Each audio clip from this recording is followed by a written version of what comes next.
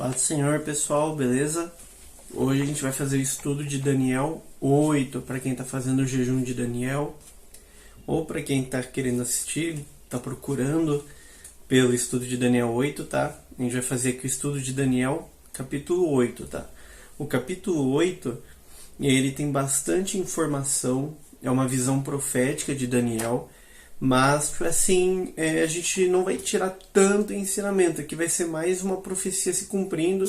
O que a gente vai poder aprender é que a gente vê que Deus ele é o dono do tempo, Deus é o dono da história. Então a gente vê Deus mostrando para Daniel uma visão profética que para nós hoje é passado. Então a gente sabe tudo o que aconteceu, que se sucedeu assim como Daniel profetizou. Mas as coisas que Daniel profetiza ali aconteceram somente 200 anos depois da época de Daniel. Então vamos ler lá, vamos só ler o começo aqui do capítulo 8 para a gente entender, tá? É uma visão que Daniel teve, então a gente vê que a partir do capítulo 7, Daniel ele começa a ter muitas experiências. Na verdade, o livro ele não está composto de forma cronológica, não sei se vocês já repararam, o livro de Daniel não é cronológico. Então, em momentos ali, Daniel 1 ele está lá no começo, depois no outro capítulo ali na Cova dos Leões ele já está lá no rei Dario, aqui ele no rei Ciro, aqui ele volta. Então o livro vai indo e voltando, citando, então a gente tem que ficar atento com isso. Aqui Daniel ele está no terceiro ano do reinado de Belsazar, ou seja, aqui a visão que Daniel está relatando aqui no 8, os medo-persas ainda não tinham invadido. Se você está acompanhando o livro e os estudos, você vai ver que ali o rei Belsazar ele havia morrido quando veio aquela mão e escreveu na parede, então ele já estava morto.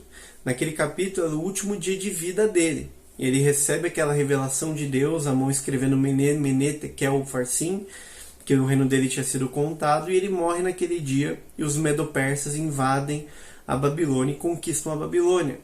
E a gente vê que aqui no 8, Daniel ele ainda está no reinado de Belsazar, ou seja, aquilo ainda não havia acontecido, mas Daniel teve uma visão, teve uma experiência sobrenatural, uma experiência espiritual. E ele fala assim, no versículo 1, ele fala: no terceiro ano do reinado de Belsazar, apareceu para mim, Daniel, uma visão após aquela que me apareceu no princípio. E eu vi em uma visão o que veio a acontecer. Quando eu vi, eu estava no palácio em Suzã, que fica na província de Elão. E eu vi em uma visão e eu estava próximo ao rio Ulai. E daí ele começa a contar a visão que ele teve. Então, na própria visão, aqui a gente entende que ele não estava em Suzã. Ele se vê nesse local, nessa cidade de Suzã, e ele começa a citar a visão que ele teve. Então, o que Daniel vê? E aqui a gente vai ver depois no livro que Daniel ele fica amedrontado, ele fica prostrado com essa visão, porque é uma visão muito forte. Mas o que ele vê? A visão, ele vê um carneiro com 2 chifres. Ergui os meus olhos e vi um carneiro que tinha 2 chifres, e os 2 chifres eram altos. Porém, um era mais alto do que o outro, e o mais alto surgiu por último. Eu vi o carneiro avançando para o oeste, para o norte e para o sul, de modo que nenhum animal podia permanecer diante dele, nem havia algum que pudesse livrar-se de sua mão. Porém, ele agiu conforme a sua vontade e tornou-se grande. Então aqui ele está falando de um animal, de um carneiro com 2 chifres, 2 chifres altos, porém um chifre era mais alto que o outro. E fala que o carneiro avançava para o oeste, para o norte e para o sul, de modo que ninguém podia deter ele. Então a gente entende que é algo simbólico, né? Está simbolizando algo. Qual que é a interpretação? Depois a gente vê que o anjo ele dá uma interpretação para Daniel, né? Mas qual que é a interpretação que a gente já consegue entender pela história? A gente já consegue ver, eles falam que é o Medo-Persa, mas o que é o chifre? O carneiro com 2 chifres é o Império Medo-Persa. É o império que invadiu a Babilônia no reinado de Belsazar, que a gente viu o relato já também aqui no livro de Daniel. Tá? O chifre mais alto, por que ele tinha 2 chifres? Porque o Império Medo-Persa era uma união de 2 nações, de 2 povos, os medos e os persas. Então eles tinham uma descentralização de poder. Então a gente vê que é 2 chifres porque são 2 reinos, 2 povos que se juntaram e formaram um império. Mas fala que um chifre era mais alto que o outro. Aqui esse chifre mais alto ele está falando sobre Ciro. que depois Ciro, o rei persa, ele toma o poder e ele é mais soberano do que Dario, ele é mais poderoso do que Dario, tá? Então a gente vê aqui que Daniel, ele já começa a ver também o Império Medo-Persa invadindo, sendo que ele ainda estava no Império Babilônico. Então Daniel ele está tendo uma visão profética, uma visão do futuro, é uma profecia que ele está tendo. Para nós hoje isso é passado, isso é história. Mas entenda que para Daniel aquilo, nada disso tinha acontecido. Para ele era algo assim surreal. Ele fala: o que está acontecendo? O que é isso? O anjo vinha explicar para ele ter que digerir toda aquela visão, ele ter que entender tudo aquilo que estava acontecendo. Hoje, olhando, a gente consegue pensar: nossa, faz sentido, aconteceu dessa forma, mas para ele realmente era algo que deixava ele amedrontado, que deixava ele de uma forma com medo até. Então a gente vê que esse chifre mais alto, esse carneiro, o que ele fala? Ele fala que ele era irresistível, nenhum animal poderia permanecer diante dele. Aqui está falando do poderio do Império Medo-Persa. O Império Medo-Persa era muito poderoso, era um império que conquistou muitas nações, que conquistou um império maior do que o da Babilônia, tá? E aqui é interessante que a gente vê como que Deus, na sua profecia, ele é muito específico. Então a gente vê que a profecia ela é específica. A gente consegue olhar para a Bíblia, a gente saber que é um passado, homens que profetizaram, e hoje a gente consegue olhar para o nosso passado e entender que essa história aconteceu da forma que Deus profetizou. Tudo isso aconteceu da forma que Deus colocou. Ele fala ó, que esse animal avançava para o oeste, para o norte e para o sul. Por que ele fala isso? Ele fala por quê? Porque o Império Medo-Persa ele conquistou o oeste, que seria o quê? A Babilônia, a Síria e a Ásia Menor. Ele conquistou o norte, que seria a região da Armênia. Ele conquistou o sul, que seria o Egito e a Etiópia. Então o próprio Deus ele já dá uma noção da dimensão do Império Medo-Persa e os locais que ele iria conquistar: o oeste, o norte e o sul. Então a gente vê a palavra que se cumprindo, a gente vê a profecia se cumprindo na história. E fala que ele tornou-se grande. Aqui não só fala do seu poder, mas também fala da soberba, porque foi um império que se tornou muito arrogante, muito orgulhoso por causa do seu poder. E como a gente vai ver na Bíblia, a gente vê na história de pessoas, dos reis, de grandes homens, que a palavra fala que o orgulho precede a queda. Então, a partir do momento que eles começaram a se ensorbebecer, a partir do momento que os impérios, que os reis começam a se orgulhar daquilo que eles conquistaram, é o princípio da queda deles, tá? Daí a gente continua a visão, o quê? Ó, ele fala no versículo 5, ele fala assim, ó, e eu refletia, e eis que um bode veio do oeste, sobre toda a face da terra, e não tocou o chão. E o bode tinha um chifre notável entre os seus olhos. E ele veio ao carneiro que tinha 2 chifres, o qual eu tinha visto em pé perante o rio, e correu para ele na fúria do seu poder. E eu o vi chegar mais perto do carneiro, e ele estava tomado de fúria contra ele. E golpeou o carneiro e quebrou os seus 2 chifres, e o carneiro não tinha poder para manter-se de pé perante ele. Porém ele o arremessou no chão, o pisoteou, e não houve ninguém que pudesse livrar o carneiro. Por esta razão o bode tornou-se muito grande, e quando ele estava forte, o grande chifre foi quebrado, e no lugar dele surgiram 4 chifres notáveis em direção aos 4 ventos do céu. Então olha que interessante. Aqui a gente vai acabar virando uma aula de história, né? Mas a gente vai entender. Aqui ele fala de um bode, que esse bode vem muito furioso, ele vem do oeste, sobre toda a face da terra. Esse bode ele está simbolizando um símbolo profético do Império Grego. Deus está falando do Império Grego, o Império de Alexandre o Grande, que ele vem e conquista realmente o Império Medo-Persa, ele destrói o Império Medo-Persa, né? A gente vê aqui que Deus na profecia ele fala que ele golpeia, ele derruba e pisoteia o Império Medo-Persa. O Império Grego de Alexandre o Grande, a gente já falou anteriormente, foi um império que conquistou muito rápido. Então ele veio igual esse bode, realmente com muita agilidade, com muito poder. Ele veio muito rápido conquistando as nações. Então ele conquistou em 10 anos, entre 10 e 13 anos, ele conquistou todo o Império Medo-Persa, o Império Babilônico. Ele comeu, ele abrangiu toda essa região. Então ele era muito forte. E Alexandre aqui fala que ele era um chifre notável, que esse bode, ele tinha um chifre notável, ele era muito notável. Aqui está falando de Alexandre o Grande, que Alexandre o Grande, até hoje, mas ele era considerado um rei, um governante, um imperador muito forte, não só bélico, de forma de guerrear, mas que ele era um líder muito forte, ele era um homem muito inteligente, ele era um homem que, por isso mesmo que ele conquistou em 13 anos, em tão pouco tempo, as nações, certo? E aqui, ó, no versículo 8, a gente vê a profecia que fala que o grande chifre foi quebrado quando ele estava forte. Aqui fala da morte de Alexandre o Grande. No momento em que Alexandre o Grande ele havia conquistado todas essas nações, em 13 anos, ele era um homem novo, ele tinha 32 anos, ele estava para reconstruir a Babilônia, com planos para reconstruir a Babilônia. Ele morre de forma súbita.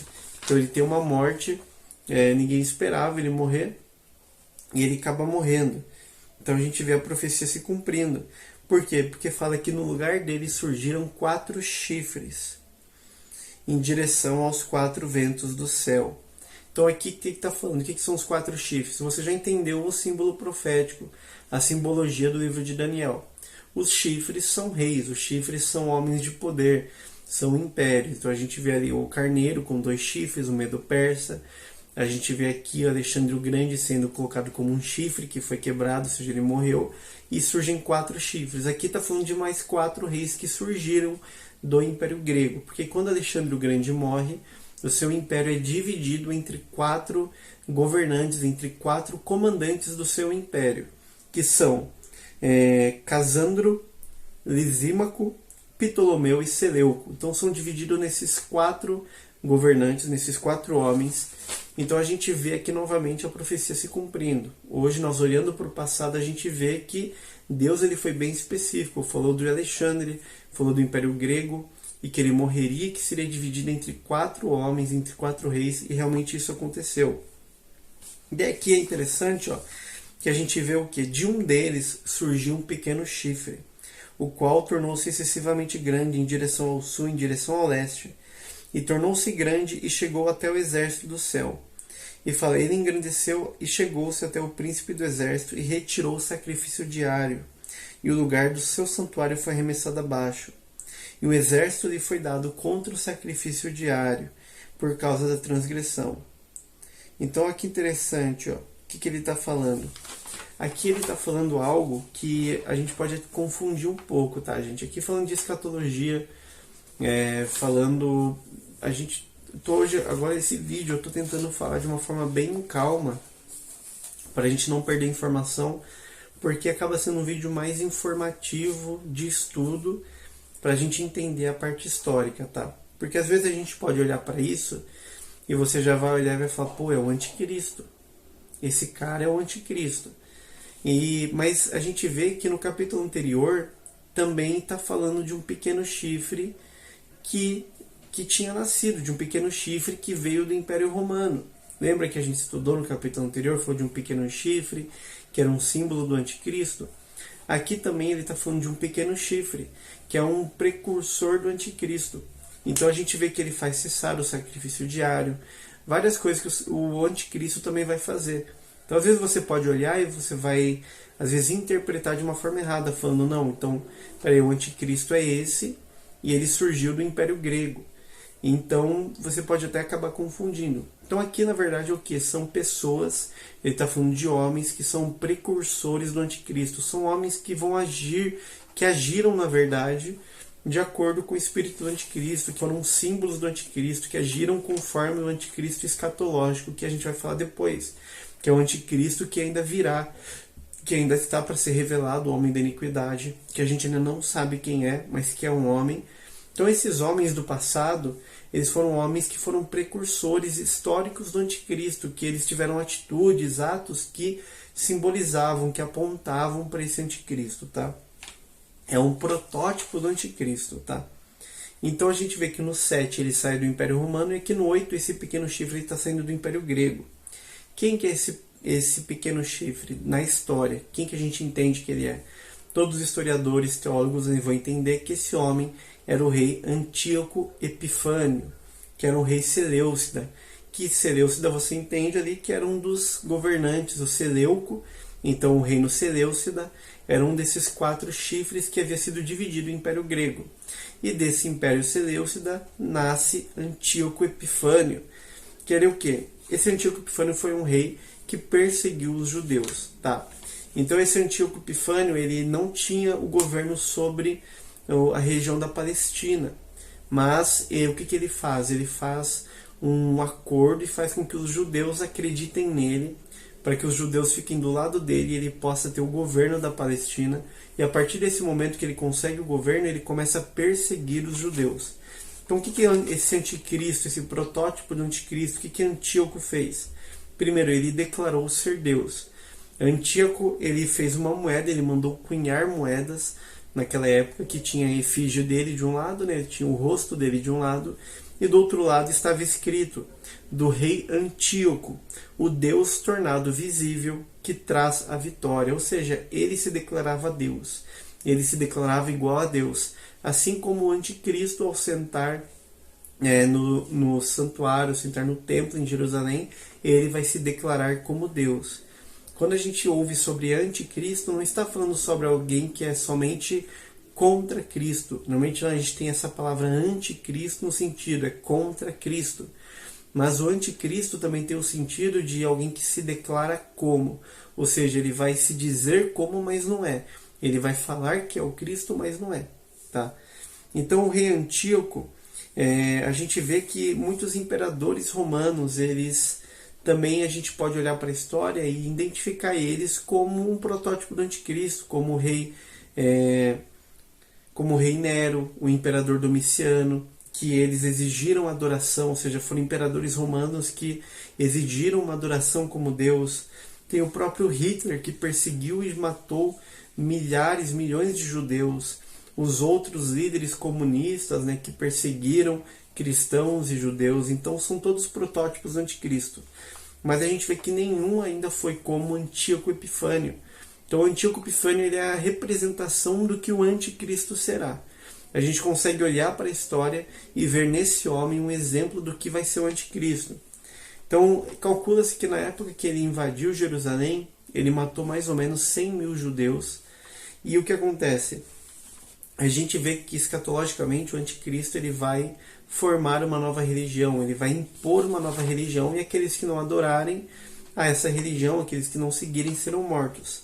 Antíoco Epífano, ele fez isso. Então ele demandava adoração para ele, e o que ele fazia? Quem seguisse o livro da lei, os mandamentos de Deus, ou quem tivesse a posse de um livro da lei, esse judeu era morto, ou seja, as pessoas não podiam nem ter um livro, a Torá, nas suas mãos. O que mais que ele fez? Ele fez cessar o sacrifício, assim como o anticristo no fim. A palavra fala que ele vai cessar o sacrifício. Antíoco Epifânio também fez isso. O que ele fez? Ele colocou uma imagem dele no Santo dos Santos, ou seja, no lugar que era a Arca da Aliança, o Santo dos Santos.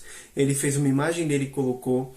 Ele nomeou o templo de Jerusalém como o templo do deus Júpiter, certo?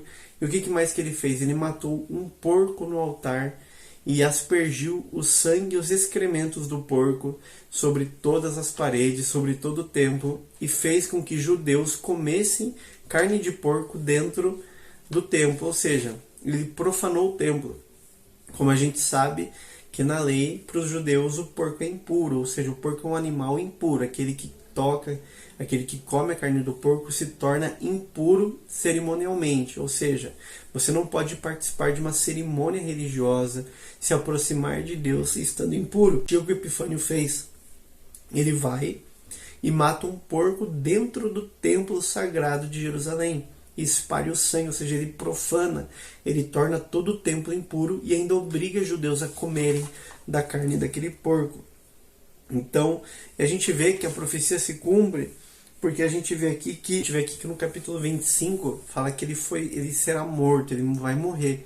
O que está falando no 25? Ó? Fala, ele também se levantará contra o príncipe dos príncipes, mas ele será quebrado sem uso da mão. É interessante que a gente vê que na história de Antíoco ele não foi morto em guerra.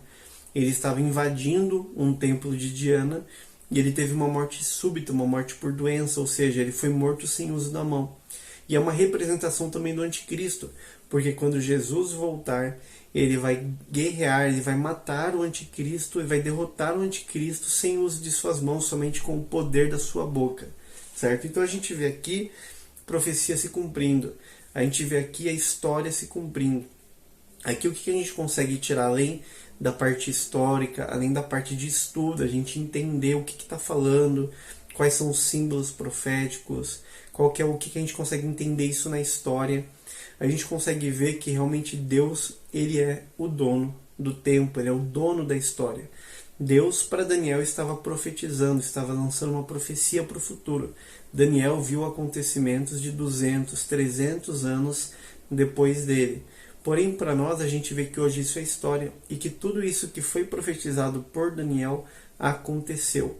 E com isso, a gente olhando para o passado e vendo que tudo que Deus profetizou aconteceu, a gente consegue novamente olhar para a palavra de Deus e falar: Deus, ele continua sendo fiel, porque tudo que ele profetizou, tudo que Deus colocou na palavra vai acontecer.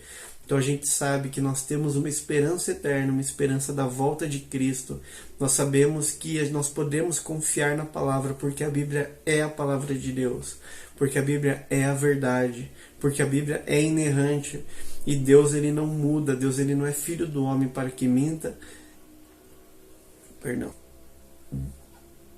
Deus não é o homem para que minta, nem o filho do homem para que se arrependa.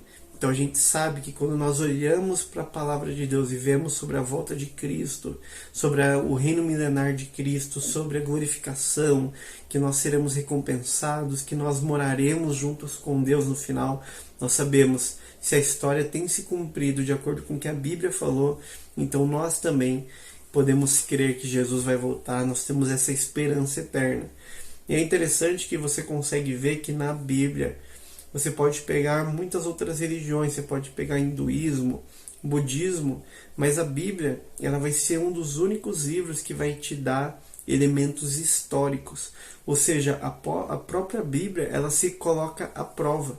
Você não vai ver livros hindus, budistas, outros livros se colocando à prova dessa forma, colocando eventos históricos, colocando o nome de reis, de imperadores, para que as pessoas olhem para eles e falem: mas será que isso é verdade? Vou olhar na história, vou pesquisar para ver se realmente isso aconteceu. Não, você não vê isso acontecendo, mas a Bíblia, ela cita fatos históricos, ela cita pessoas, homens, reinos, governos, situações, que quando a gente consegue olhar para a história, isso é comprovado pela ciência, pelos historiadores. Então a gente consegue olhar e falar: não, ó, isso aconteceu. A própria Bíblia, ela coloca provas de que ela é verdade, de que ela acontece. Então a gente tem uma esperança eterna e a gente esteja firmado nessa esperança. Amém, gente? Deus abençoe. Tchau, tchau.